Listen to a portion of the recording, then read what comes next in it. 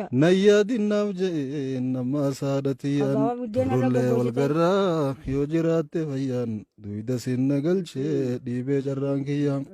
malee si lakkisee harmeen deemu biyya fayyaan faayaanii sati yoo nagayaan jiraanne wal garraa jee naadatiyyaan jiraannu wal garraa jee naadatiyyaan akkana waan hafuu dhufuu ta'a guyyaan rabbiin keenya fayyaa haa ta'u naaf sitte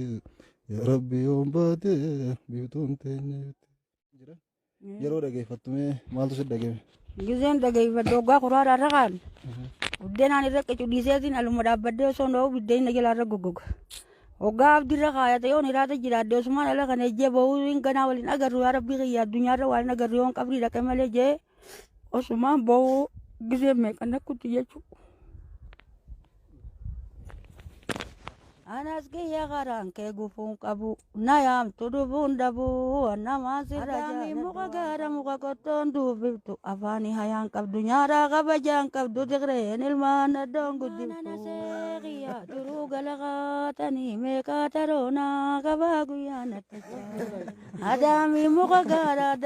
muka gaara mara shaantaa mara warri anasee kiyya biyyaa baase bikka dhaqu waan qabu Oromoo cufaa bara. Numaan sabre abboollee numaan sabre yaa dheeraa garaa kiyya sheeka sumaan sabruu dadhabee.